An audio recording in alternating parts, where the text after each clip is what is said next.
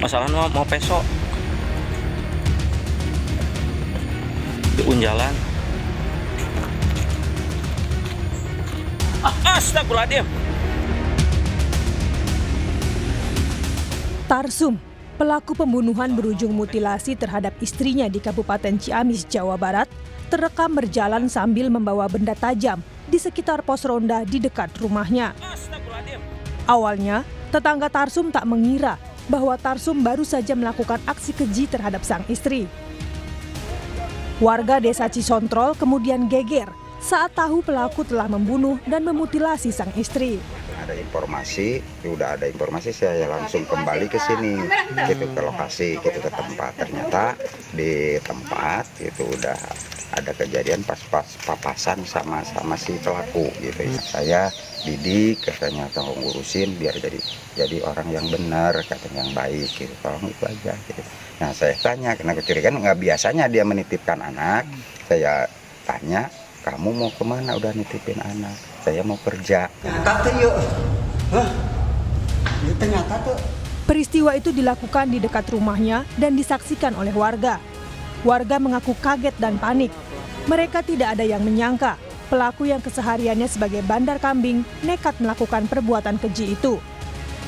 Warga mengatakan sebelum membunuh istrinya, pelaku sempat mau bunuh diri.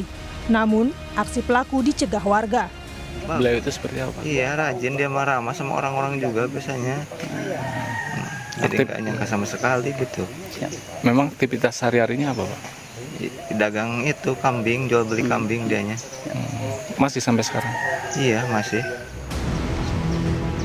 Anggota Inafis Polres Ciamis yang datang ke lokasi langsung melakukan olah tempat kejadian perkara. Jenazah korban diotopsi di Rumah Sakit Umum Daerah Ciamis. Sementara pelaku diduga mengalami depresi akibat terbelit hutang. Proses pemeriksaan dihentikan karena kondisi kejiwaan dan emosi pelaku yang belum stabil. Pemeriksaan fisik setelah pelaku kami amankan, ditemukan beberapa goresan senjata tajam di lengan kiri dan juga ada tusukan benda tajam di betis sebelah kanan belakang. Judi slot yang dilakukan oleh anaknya sendiri ini gimana, Dan? Tentunya semua informasi-informasi yang berkembang kami akan tampung dan kami akan lakukan pendalaman. Jadi untuk hal tersebut kami belum bisa berbicara terlalu jauh, tapi semua informasi kami akan dalami. Dugaan depresi menguat dari laporan warga yang mengatakan pelaku sempat berupaya melukai diri sendiri usai membunuh istrinya. Selain memeriksa kejiwaan pelaku, polisi juga terus mendalami dugaan utang pinjol yang diduga menjadi penyebab pelaku depresi dan gelap mata. Tim Liputan, Kompas TV.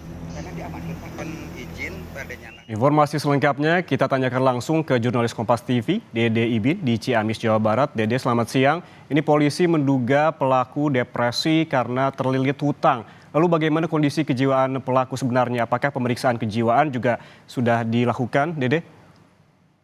Ya, baik Yan Rahman dan juga saudara.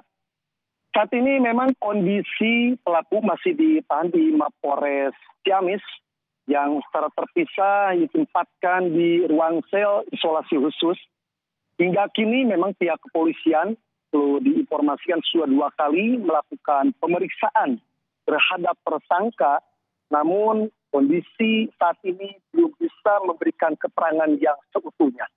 Kemudian memang rencananya saat ini tersangka Tarsum akan dilakukan pemeriksaan kejiwaan oleh tim psikiater yang didatangkan langsung dari Mapores dengan menunjuk salah satu dokter kejiwaan dari Ciamis dan Banjar. Rencananya memang jam pukul 1 siang ini tersangka akan dibawa untuk menuju ruangan khusus dan diperiksa secara tertutup di Mapores Ciamis, Jawa Barat. Kemudian juga awal motif pembunuhan yang dilakukan oleh Tarsum sebetulnya memang betul tadi itu ada terlilit hutang, desakan himpitan ekonomi yang membuat Tarsum emosi dan melakukan mutilasi terhadap istrinya. Sebelumnya Tarsum melakukan cekcok, terjadi cekcok dengan istrinya yaitu Yanti.